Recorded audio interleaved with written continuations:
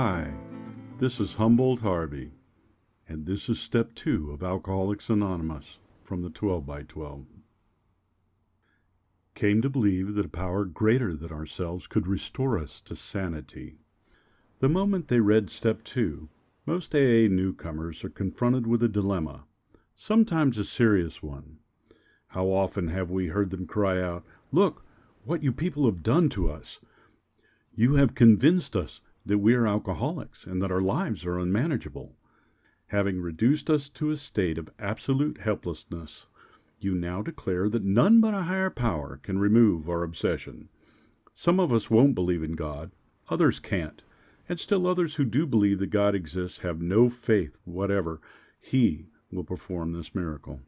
Yes, you've got us over the barrel all right, but where do we go from here?"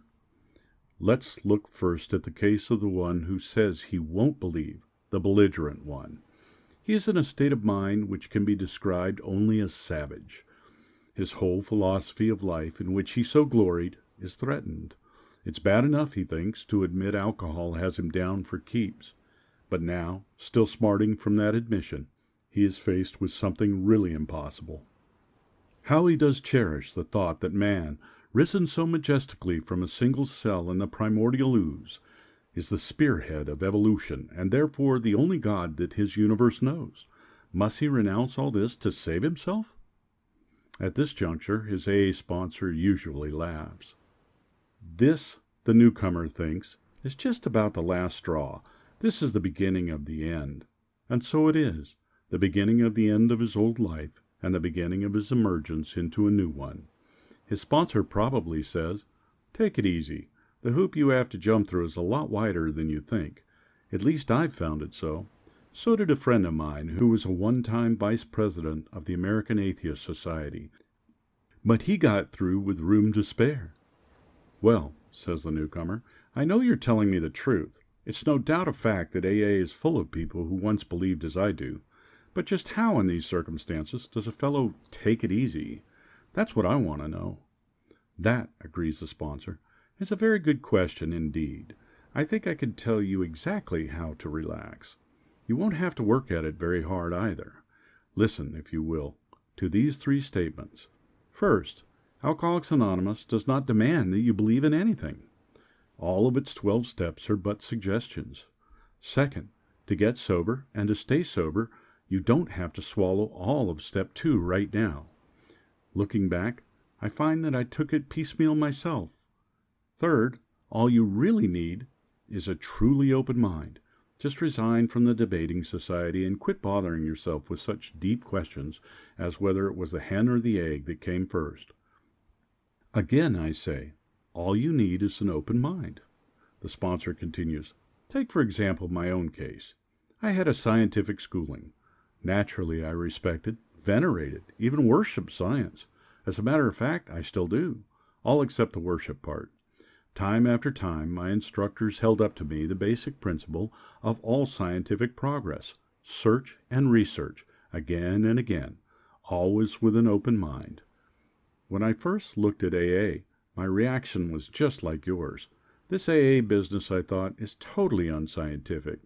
This I can't swallow. I simply won't consider such nonsense. Then I woke up. I had to admit that AA showed results, prodigious results. I saw that my attitude regarding these had been anything but scientific. It wasn't AA that had the closed mind. It was me.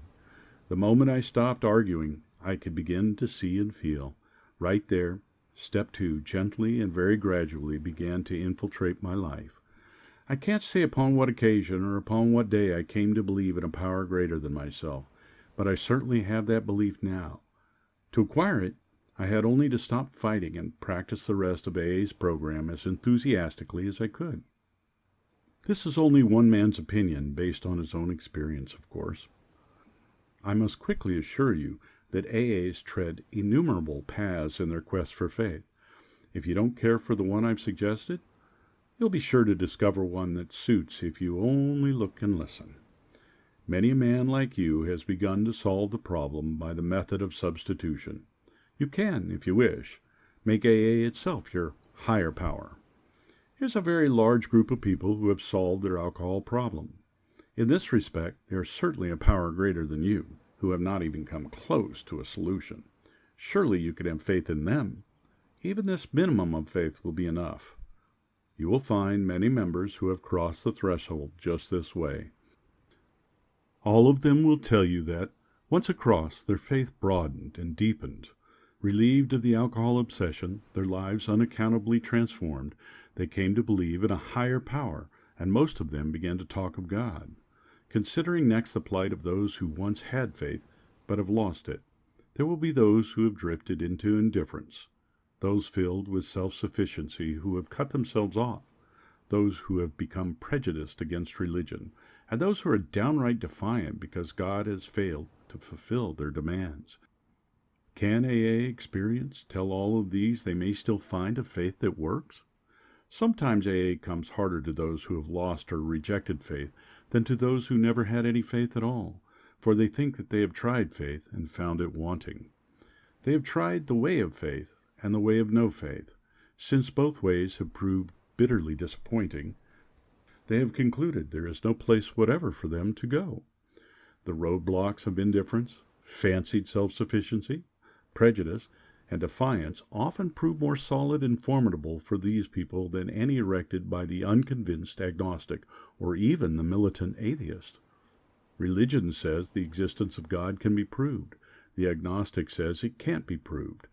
The atheist claims proof of the non-existence of God. Obviously, the dilemma of the wanderer from faith is that of profound confusion. He thinks himself lost to the comfort of any conviction at all.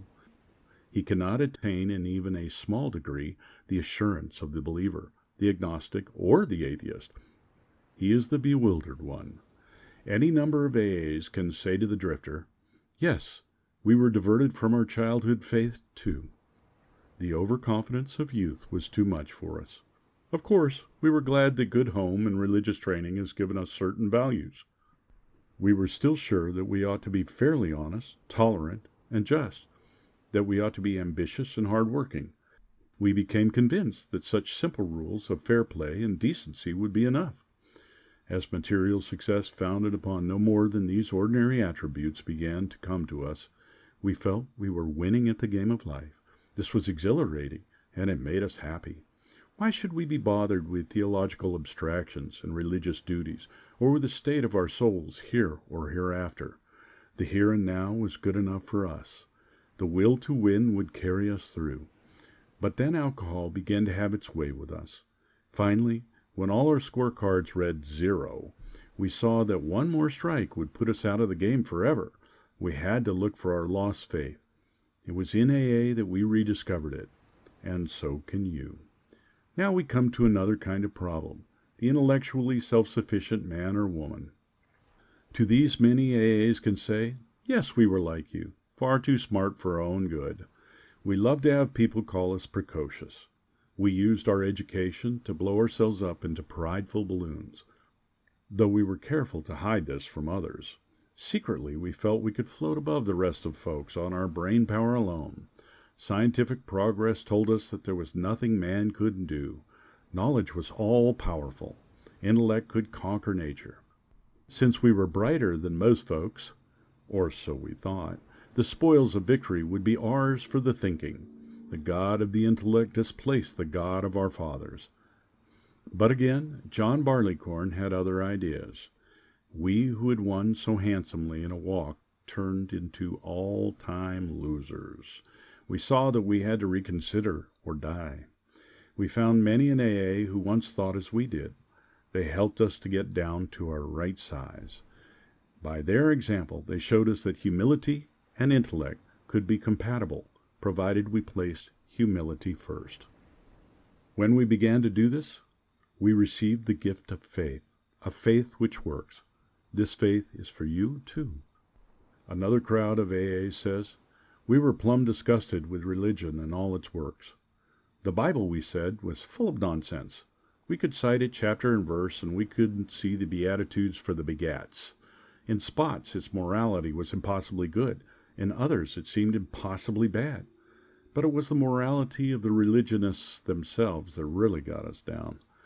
We gloated over the hypocrisy. bigotry, and crushing self-righteousness that clung to so many believers in their Sunday best.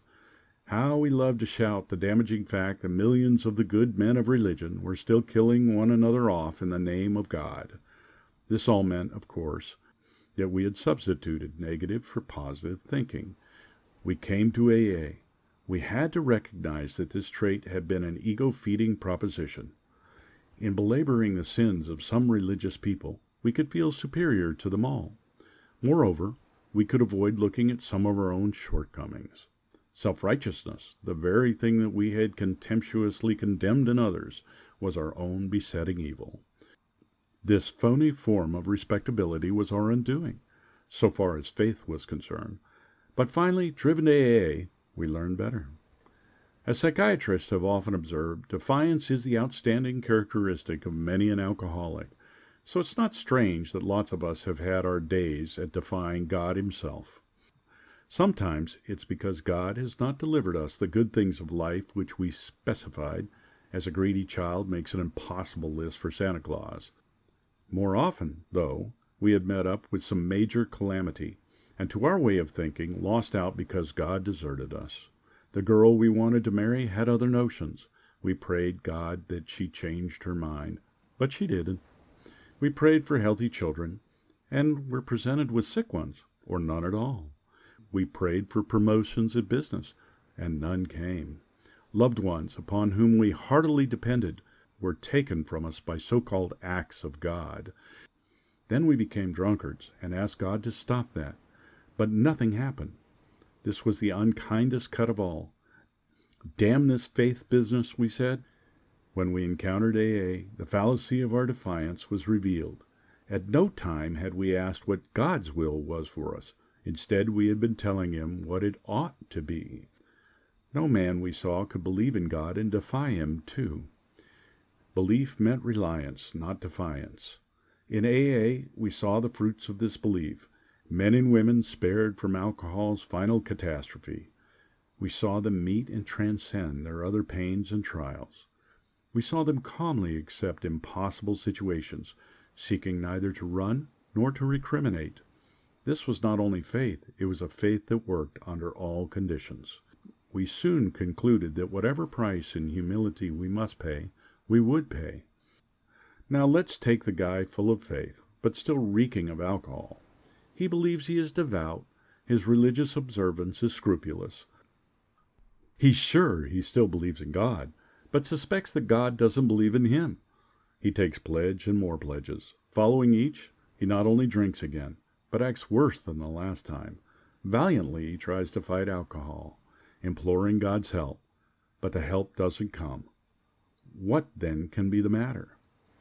To clergymen, doctors, friends, and families, the alcoholic who means well and tries hard is a heartbreaking riddle. To most AAs he is not. There are too many of us who have been just like him and have found the riddle's answer. This answer has to do with the quality of faith rather than its quantity. This has been our blind spot. We supposed we had humility when really we hadn't. We supposed we had been serious about religious practices when, upon honest appraisal, we found we had been only superficial. Or, going to the other extreme, we had wallowed in emotionalism and had mistaken it for true religious feelings.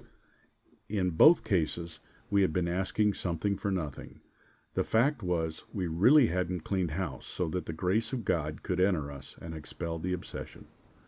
In no deep or meaningful sense had we ever taken stock of ourselves, made amends to those we had harmed, or freely given to any other human being without any demand for reward. We had not even prayed rightly. We had always said, "Grant me my wishes," instead of "Thy will be done." The love of God and man we understood not at all. Therefore, we remained self-deceived, and so incapable of receiving enough grace to restore us to sanity. Few indeed are the practicing alcoholics who have any idea how irrational they are, or seeing their irrationality, can bear to face it. Some will be willing to term themselves problem drinkers, but cannot endure the suggestion that they are in fact mentally ill. They are abetted in this blindness by a world which does not understand the difference between sane drinking and alcoholism. Sanity is defined as soundness of mind. Yet no alcoholic, soberly analyzing his destructive behavior, whether the destruction fell on the dining room furniture or on his own moral fiber, can claim soundness of mind for himself. Therefore, step 2 is the rallying point for all of us. Whether agnostic, atheist, or former believer, we can stand together on this step. True humility and an open mind can lead us to faith. And every AA meeting is an assurance that God will restore us to sanity if we rightly relate ourselves to Him.